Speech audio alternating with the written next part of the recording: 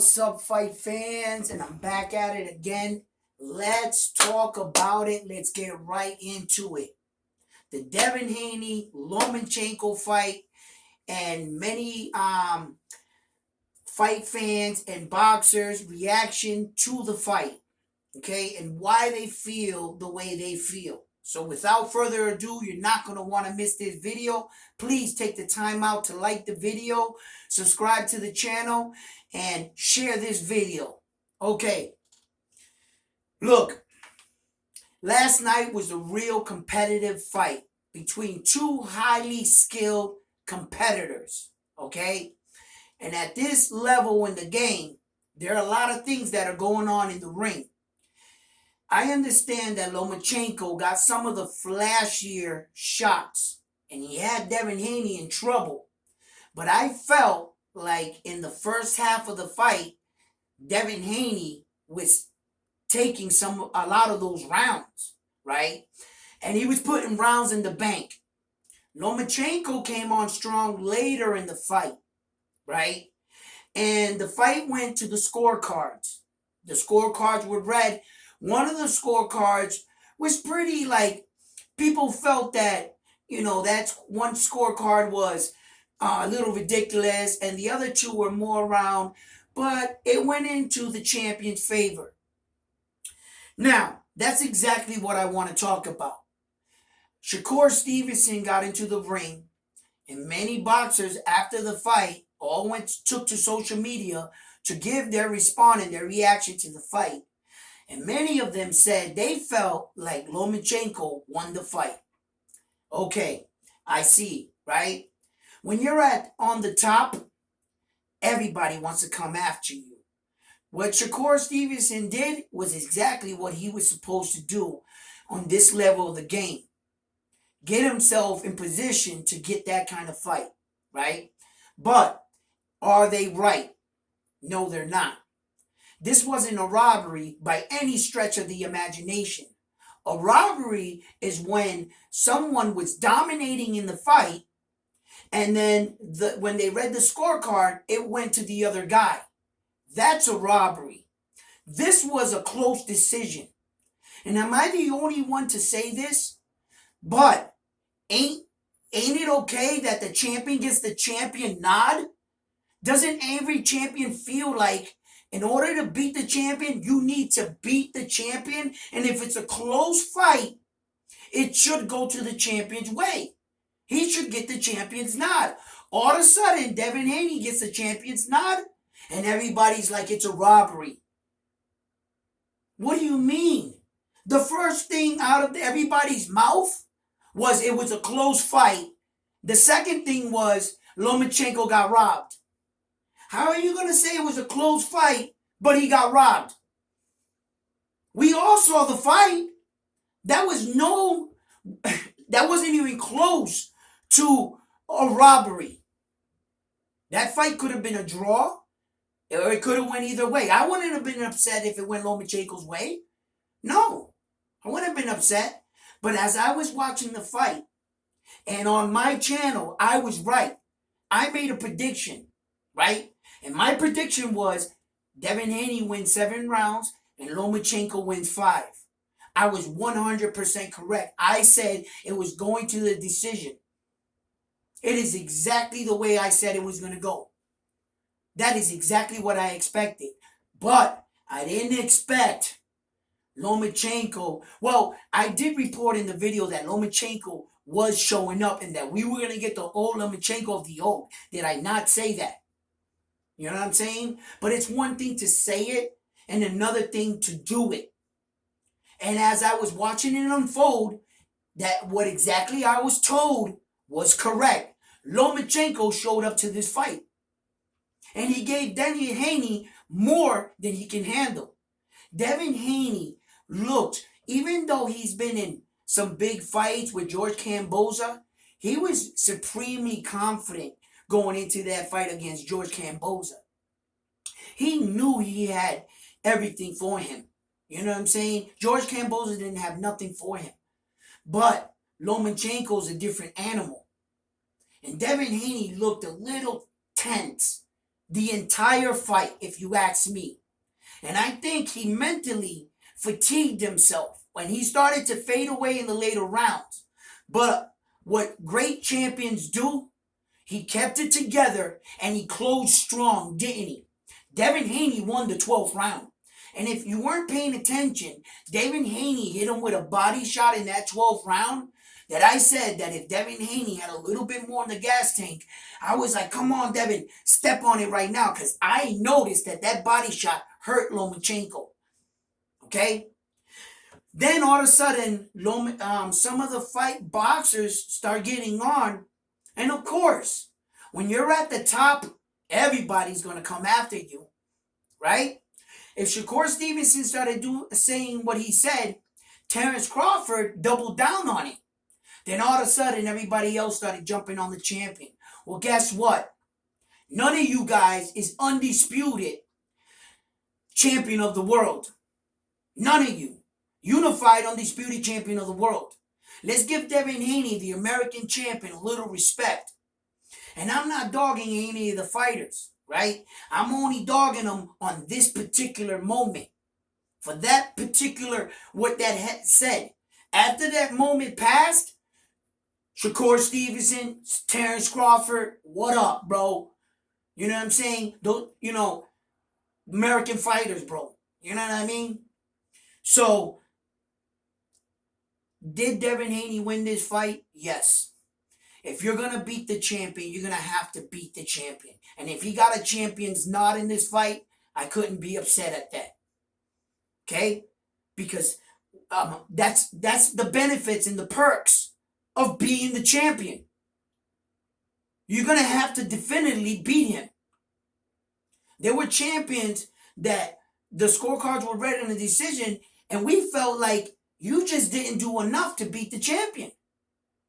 And that's what I feel happened right here too. Devin Haney fought in Las Vegas. That's his hometown. Devin Haney fought in his backyard. Lomachenko had to fight him in his backyard. And if you're going to fight the champion, an undisputed champion in his backyard, you better beat him. And I don't think Lomachenko did enough. And all this campaigning that Lomachenko's team is saying that it's such a robbery and that they're going to petition the outcome. Never in the history of sports of boxing has an outcome been overturned by a fight being that close.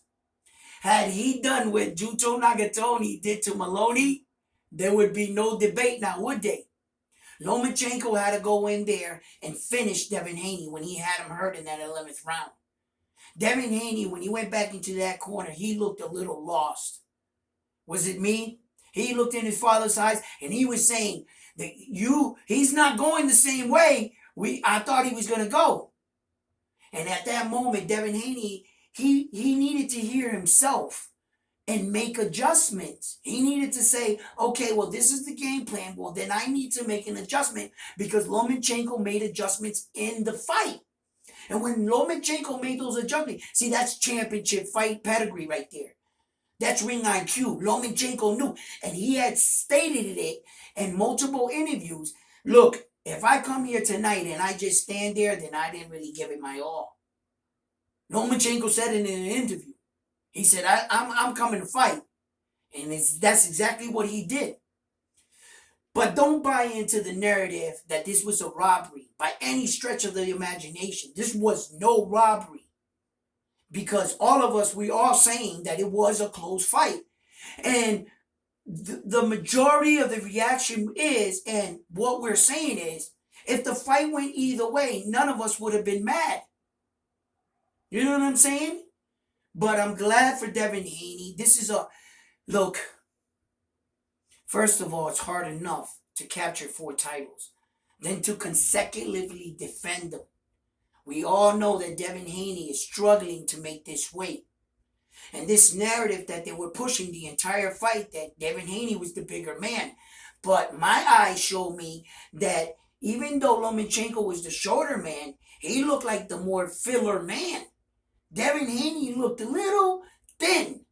He looked a little thin. He looked like the taller man. He just didn't look like the bigger man. And Devin Haney stood his ground And what he tried to do is fight Lomachenko power for power, shot for shot. And that's not who he is as a fighter. Hats off to him for, taking the fight to that level. But that was like Sugar Ray Leonard and Roberto Duran. When Sugar Ray Leonard went at Roberto Duran, he wanted to beat him at his game.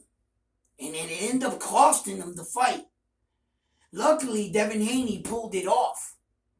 And Sugar Ray Leonard rematched him, and we all know how that went. The famous line, no mas, came out of there. So, what I'm saying is that if Devin Haney gets a chance to do it again, I think it'll be a better fight. But Lomachenko already felt Devin Haney, and he knows what he brings to the table. So it will be a real interesting match. Unfortunately, I don't think that the rematch is plausible because of the pressure that the IBF is putting on Tank Davis to become Devin Haney's mandatory. So Shakur Stevenson and all the boxers know this because they've already notified Tank Davis and they've notified Devin Haney. They know he knows this, right? So, I see what Shakur Stevenson is doing because Shakur Stevenson don't give two shits about Tank Davis's interim belt and whether he loses it or not. If he can get an opportunity to cut in line and Tank Davis loses his interim belt, oh well. So, oh my God, I feel bad for you. That's Shakur Stevenson. He don't give two shit about Tank Davis's belt. He just wants his shot too, just like everybody else. The problem is, what I feel is that Shakur Stevenson will be Devin Haney's biggest test. The one thing Shakur Stevenson has going in his favor is his waist. His ability to evade. His understanding of distance is really, really, really high. To some people, he might not be an explosive knockout fighter, in which he is, but when you fight Shakur Stevenson, every fighter that fights him understands you can't go in there because he does have power. You know what I'm saying? And when you try to play that counter punching, you start to realize how special he is. And another thing is, let's keep in mind that Devin Haney and Shakur Stevenson came up together in boxing. Okay? They sparred hundreds of times. Shakur Stevenson knows Devin Haney, and Devin Haney knows Shakur Stevenson, and Devin Haney is giving him the kind of respect that says this kid is special. So they both went different ways in their career. They were much younger then. You can't say they're the same man today. So it stands to be an interesting fight. But I believe the next fight is going to be Tank Davis versus Devin Haney because that's what has been put out there. You know what I'm saying? And it's ordered. It's ordered and it's a mandatory. He's been ordered it by them. So I think that, and it makes dollars and cents. Okay, even though Shakur Stevenson is a big name, okay, he's not making Tank Davis kind of numbers at the gate. He's not making Tank Davis kind of numbers on pay-per-view. He's not. That's just a fact, Jack.